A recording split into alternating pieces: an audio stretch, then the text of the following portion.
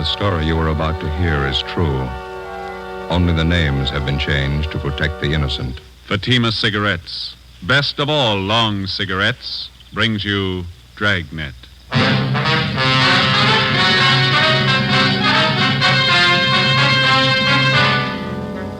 You're a detective sergeant. You're assigned to narcotics detail. A gang of veteran dope peddlers moves into your city. They offer $100,000 worth of heroin for sale. They make their contacts. They're ready to do business. Your job, stop them. You'll be amazed when you compare Fatima with other long cigarettes. Buy a pack of Fatimas. You'll find they now cost the same. Light a Fatima. Your first puff will tell you... Ah, that's different. Yes, what a difference. In Fatima, the difference is quality. You see, Fatima is the quality king-size cigarette because it contains the finest Turkish and domestic tobaccos superbly blended. And Fatima is extra mild with a much different, much better flavor and aroma than any other long cigarette. Because of its quality, its extra mildness, its better flavor and aroma, Fatima has more than doubled its smokers coast to coast. Try comparing Fatima yourself. Fatimas now cost the same as other long cigarettes, but your first puff will tell you... Ah, that's different. Yes, in Fatima, the difference is quality. Ask your dealer for Fatima, the quality king-size cigarette. Best of all long cigarettes. Start enjoying Fatima tomorrow.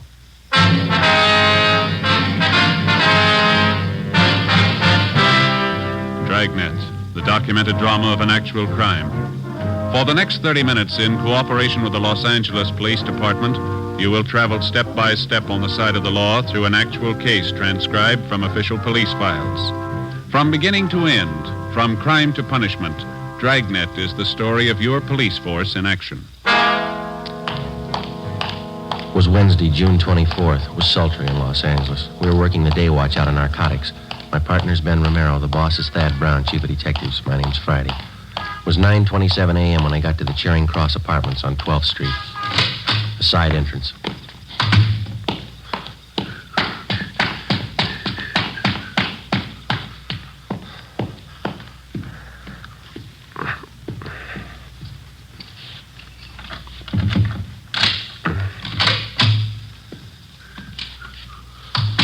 Hi. Hi. Anything doing? Nothing. How's the bug working? Better. One of the fellows in the crime lab came out and fixed it last night, went next door and replaced the microphone. I'm getting real sour on this detail, Joe. Well, here, let me take over for a while, huh? Here, you bet you. Here. My ears feel like a couple of baked cauliflowers. 2 solid weeks holed up in this place with a pair of earphones on. Yeah. What do we got to show for it? That woman next door hasn't even mentioned narcotics in 2 weeks. All she does is eat, sleep, and play solitaire. Goes out for groceries once in a while. Hold it. Somebody ringing the buzzer next door. First visitor in a week. Yeah. Just a minute. Yes? Your name is May Washington. That's right. What is it? I talked to a friend of yours, George. Said it might be a good idea if I looked you up. What do you want to see me about? Well, it's business, Miss Washburn. Could we talk inside? All right, come on in. Let me plug in these earphones, Joe. Yeah, go ahead. I'd like to introduce myself, Miss Washburn. My name's Howard Scully. You and George were former associates, I understand. We worked together a little. What can I do for you? Well, George and I are old friends. We were in business in Hong Kong before the war. He's a nice fellow, George. No, I have a date downtown in half an hour. I don't have much time to talk. Sorry, I didn't realize you were in such a hurry. I'll get right to the point. Yeah. My business partners and I just came up from Mexicali a few days ago, and we have some merchandise that's ready for the market. It's good quality. That's what I hear. I contacted George, thinking he might introduce me to some prospective buyers. He said he didn't want to handle any merchandise at this time. Why not? Oh, it's something about the police. They seem to be watching him. He just didn't want to take any part in any business venture. Just get it. And George gave you a bum steer sending you to me. I can't help Well, it. you haven't heard my proposition. I don't have to hear it. Count me out. I don't fool around with junk, any of it. It's a tough rap out here. Well, if you'll just listen to my proposition, Miss No. Washburn. No, please, I'm not asking you to be involved. perfectly safe and legitimate transaction in mind. You'll be well paid for your time and effort with no risk whatsoever. Yeah, I know. All you big connections make it sound good. George tells me you're acquainted with the right kind of people. People with money. That's the kind of people that my partners and I want to meet. Now, all I'm asking you to do is introduce me to a few such persons for our mutual benefit, and then you just leave the rest to me. Yeah, it's still too much. If I gave you an office to a buyer and you were caught, they'd get me for conspiracy. No, there's not I've gonna seen too much of it, Scully. It's no sale. Well, you'll just have to believe me, Miss Washburn. No one's going to be caught. Now, we work in an entirely different manner. The police haven't any idea of our method of operation. We've tested it in 6 big cities in the Orient. And not once did it fail us, and I tell you, it's not going to fail us here. It's your story. Well, it's... I'm not chancing a rap to prove you're wrong. Well... Here, do you want a cigarette? Yes, thank you. No, that's right. Okay.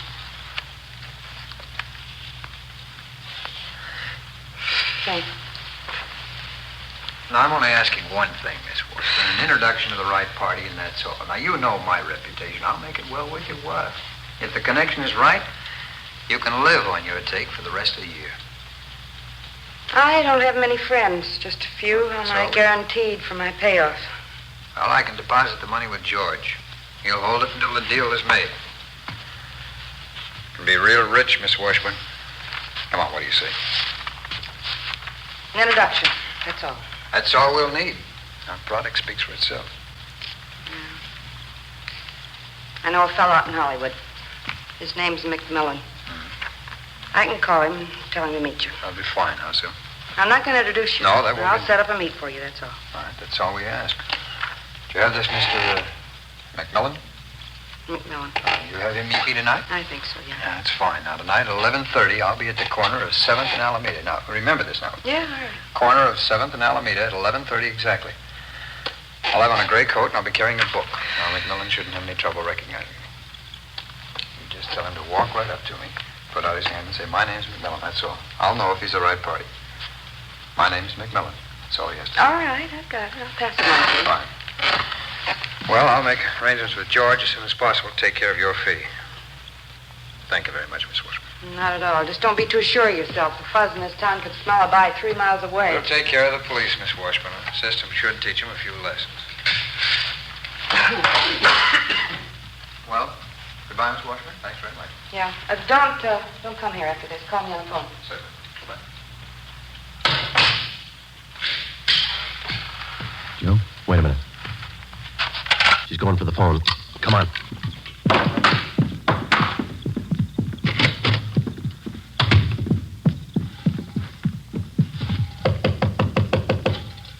Just a minute. Try the door. It's locked.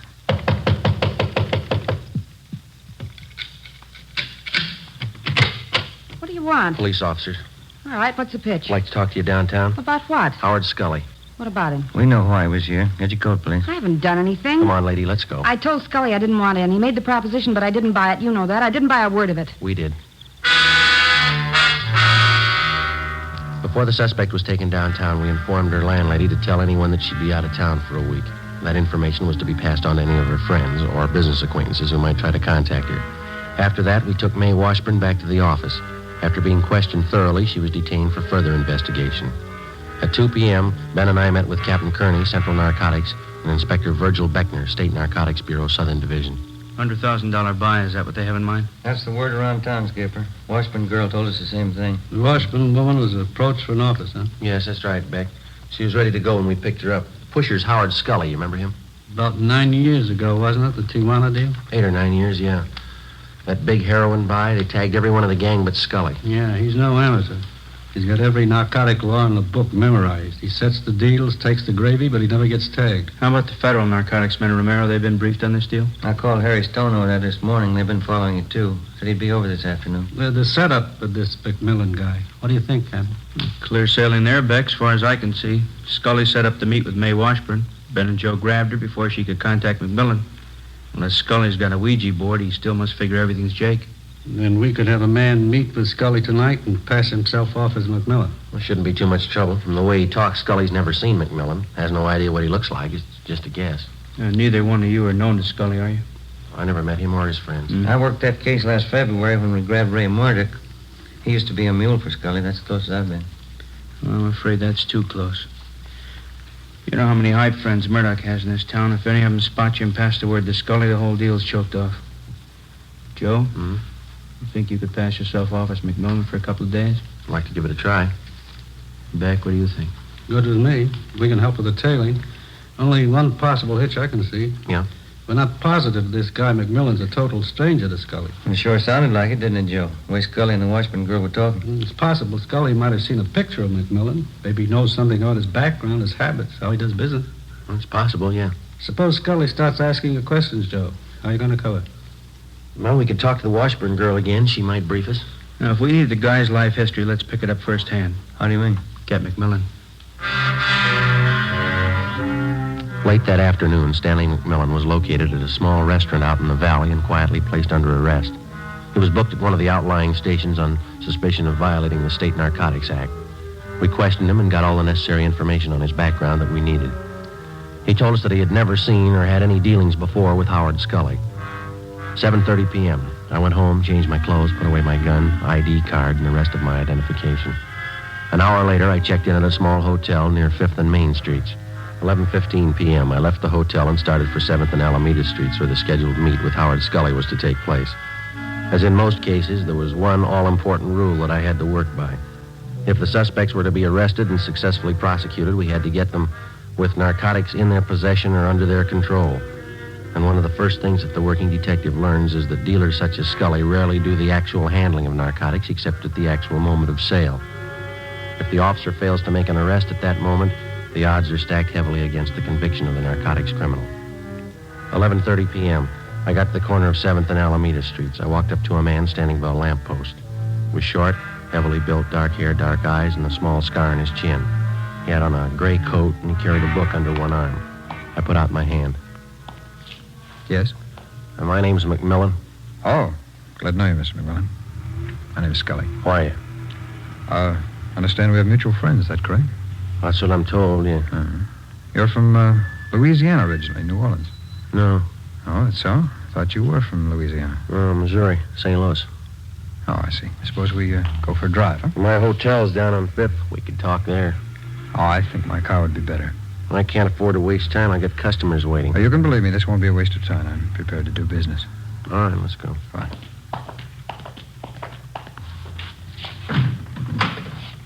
No, go ahead, McMillan. All right, thanks. Oh, will you raise that handle on the other side so I can get in? Yeah, sure. Fine. Thank you.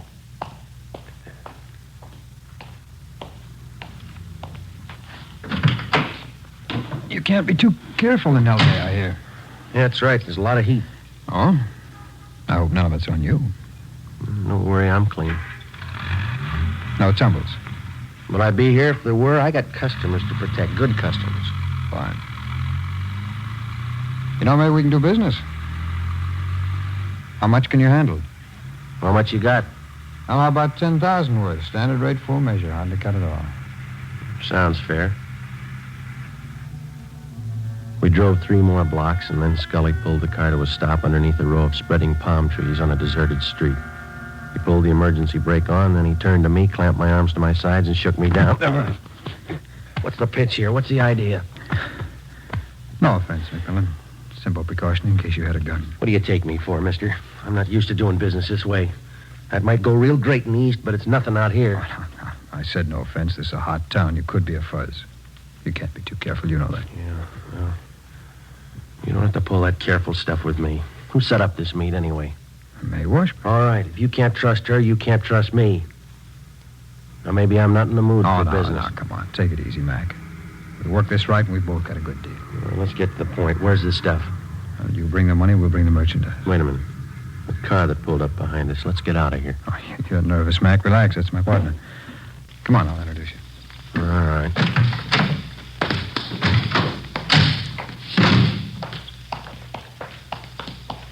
Oh, Jim. Jim, this is McMillan. Mac, this is my partner, Jim Rhodes. Who are you? Yeah. Do we do business, Howard? Guy's all right, Jim. He's ready to score. How much do they want? Whole bundle. We can start with 10 G's worth. Can you handle that, McMillan? I'd say so if I couldn't. I don't give it away. You get the money, you get the stuff. When? 10 G's worth tonight, rest next week. Well, midnight now. What do you expect me to do? Bring the money with me? Howard will pick you up at 3 a.m., same corner. Sure. Well, that doesn't give me much time, does it? It's enough time if you're really looking. If you're just shopping, we'll forget about it right now. A lot of my customers live out of town. That's interesting. 10 grand is no geezer. Suppose I can't get all the money together. Then don't show up. All or nothing.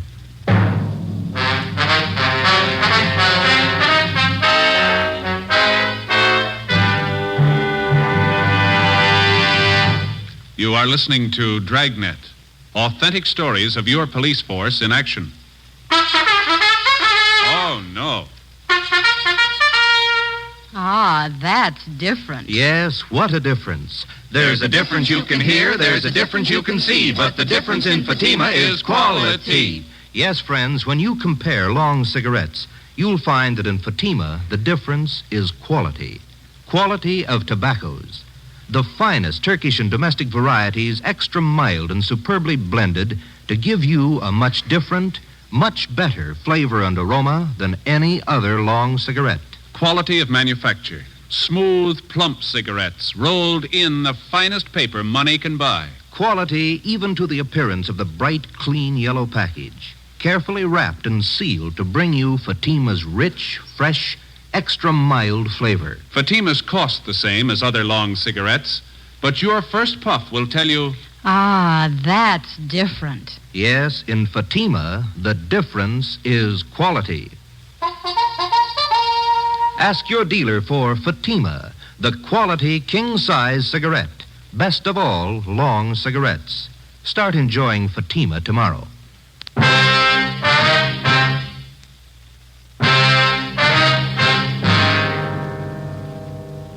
June 25th, Thursday, 12:30 a.m. I had 2.5 hours to raise $10,000. The narcotics dealers, Howard Scully and his partner, Jim Rhodes, had laid it out for me. Either I had the money by 3 a.m. or there was no deal. If it failed to come off, our plan to trap the narcotics gang would be worth nothing. Rhodes and Scully could possibly find another buyer without our knowledge, make a deal, and flood the market with their store of narcotics. I knew it'd be impossible to get the $10,000 together. We had only one alternative. Fake our way as best we could. I went back to the hotel, put a call through to Captain Kearney at the office, and told him what had happened. He went to work on it. From the Narcotic Details Emergency Fund, set up for such purposes, we got together $600. From Chief of Detectives Thad Brown, Deputy Chief White, the State Narcotics Bureau, and anyone else available by phone, we succeeded in rounding up another $350. 2:30 a.m. The money was tied in 2 small bundles, with hundreds, 50s, and 20s on top. $1 bills were sandwiched in between. The 2 bundles were placed in a briefcase and delivered to me at the hotel on 5th Street. A gun was also in the briefcase. I took it out, put it in my pocket, closed the briefcase. 2:45 a.m. I left the hotel with the money and started for the big meet. 3 a.m., 7th and Alameda. McMillan, how? Scully? We're down this way. You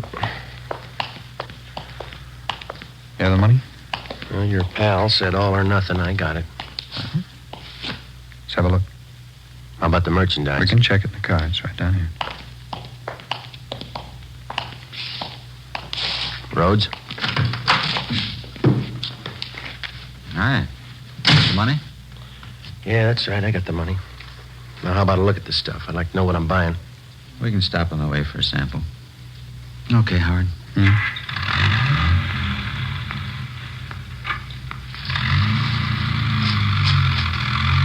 Care for some, McMullen? What you got? Cashew nuts. Have some. Thank you. There's lots of heat in this town. Cops as thick as flies. Yeah, that's right. Rough time. I gotta be careful. What's the reason, anyway? When to start? Well, about 6 weeks ago, Bulls tagged some high school kids. Half dozen of them. Huh? What for? Well, they were regular hypes. Just punks, 18-year-olds. A couple of them were 17. Young squirts. Yeah, and the heat's gonna get worse. One of the punks cashed in yesterday. Read it in the paper. Overdose. Not gonna help business. Well, I'll tell you one thing. I'm playing it close. I got good customers, and I'm not gonna risk my neck. How much stuff you think you can handle a month, McMillan? No thanks, no more. Oh, I got about 30 mainliners. They're regular and they're sure. 8-10 ounces a week, but they like good stuff, no alley hype junk. Howard must have told you it's all we handle good stuff. If it goes right, we could make it a permanent connection with you. Well, I'd like to see what you're offering first. We'll have a good look. All right, Howard, you know where to pull up. Yeah.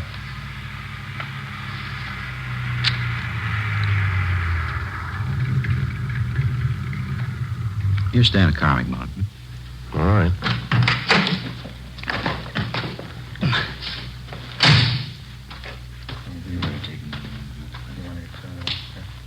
Yeah.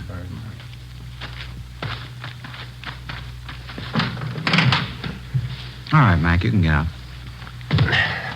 Yep.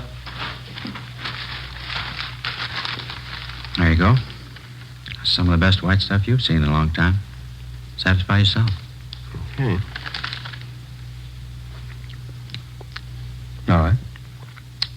Okay, it's standard. It's all good. Not just that sample. Okay, I'll go. Okay, now how about the money? All right, have a look. There you are.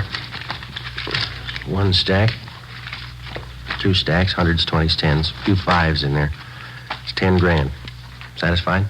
Okay. Jim? Right. Oh, excuse me, Mac. Just a minute. I'm just checking. What do you think you're doing? Get your lousy hands off of me. Now, no offense, McMillan. These are simple precautions. Precaution's nothing. We're doing business, aren't we? You shook me down once tonight. Now, how many times are going to take you? No offense, Mac. He's just checking, that's all. All right, then. Suppose I fan you two down. I got the dough. How do I know this isn't a hijack deal? Now, come on. This business works both ways. Either we have a deal or we don't. We play ball on both sides or not at all. I'm getting sick and tired of taking second place. Okay, Mac, okay. Take it easy. Forget it, Howard. Let's all go back to the car. Sure. I'm sorry, Mac. No offense. Yeah.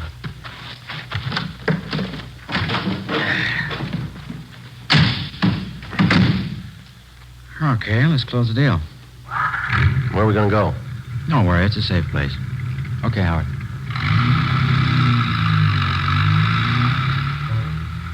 $3:35 a.m. In another hour, it'd start getting light. I knew they'd planned to have the buy take place before then.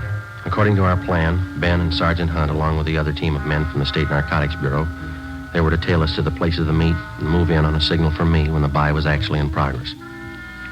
3:45 a.m. Scully drove out North Figueroa onto Pasadena Avenue and turned right onto Avenue 43. We headed up Montecito Drive. The area became more deserted. There were no homes around, no buildings of any kind to provide cover for anybody that might be following. Somewhere below, we could hear the rattle of a freight train on its way to the Southern Pacific yards. Off in the distance, I could see the lights of the city. They looked pretty far away. Scully finally pulled the car to a stop on the crest of the highest hill in the area. We got out.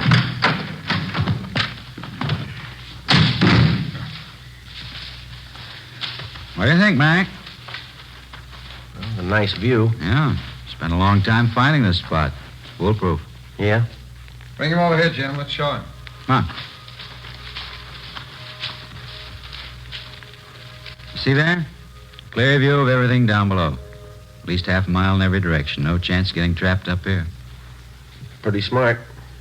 That's the way I like to deal. If there's any cops following us, we can see the lights before they get here. Plenty of time to cover up any evidence. Cops ask questions, why, we tell them we're just looking at real estate up here. It's pretty good, huh? Well, I gotta hand it to you. You can't be too careful. What do you do for lookouts? Let me show you. Swede? Oh, Swede. Who's that? Friend. Yeah, Jim? Well, what's the pitch? Who is this guy? Business pal of Howard and me. Swede, this is Mr. McMillan. What do you say? How do you do? Look, how many people do you need to make a buy, Rhodes, huh? Swede's our lookout. It's a big fella, isn't he? We got enough people here for a Sunday picnic. We need a lookout. You just got to finish saying it. We can't be too careful. Well, come on, let's wrap it up. Where's the stuff? Swede, you want to get it? Okay, Howard. How far does he have to go? Close by. Stuff was put away down in the tall grass. Nobody ever found it. It's a good idea. I like the way you operate. Swede will have the stuff for you in a minute. Well, how about the money? Should we count it? Rather wait till Swede gets back. Okay. Let's wait for the car. Can't beat this spot, can you, McMillan? No, it's good. You had no idea how much time we spent looking for it. You did real good. Yeah. Here you go. Okay, thanks. Now the money, Well, how about counting it out here, huh? I'd feel better keeping an eye on that road down below. Okay, good idea. Well, let's count it, Mac, huh? Yeah, all right. Here you go. There's one bundle, and there's the other. I'll count it, Jim. Yeah, snap it up. We've been here long enough already. 1, 2, 4.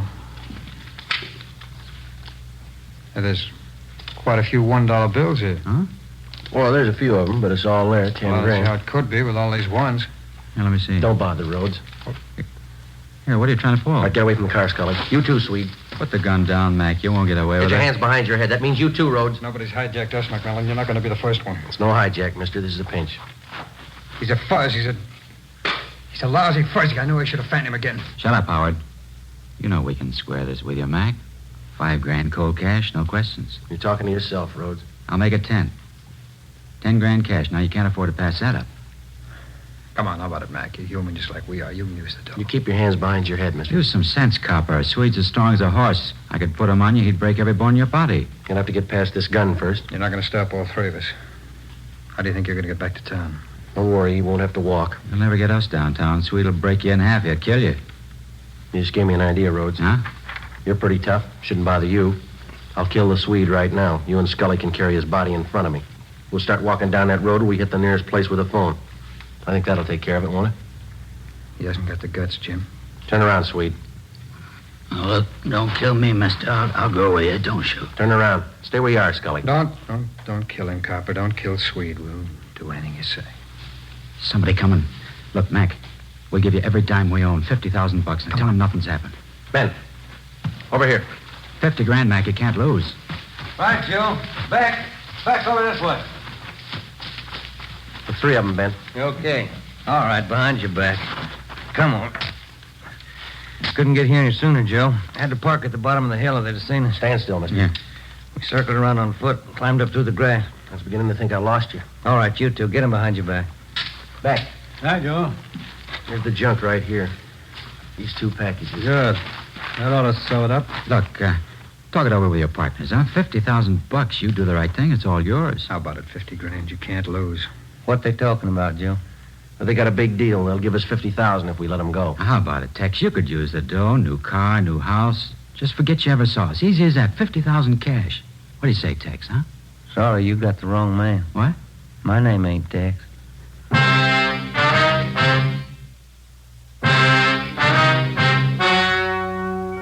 The story you have just heard was true. Only the names were changed to protect the innocent. In a moment, the results of their trial. Now, here is our star, Jack Webb. Thank you. In his training, the working detective is taught the importance of thoroughness. He has learned never to overlook even the smallest detail. What may seem unimportant to the novice may well be the one thing to help the working detective successfully culminate his case. So, with a cigarette. The people who make Fatima are well-trained and thorough in the manufacture of their cigarette. Fatimas contain the finest Turkish and domestic tobacco superbly blended. And pack after pack, Fatima is extra mild. If you're a long cigarette smoker like I am, smoke Fatima. They cost the same, but in Fatima, the difference is quality. Smoke Fatima.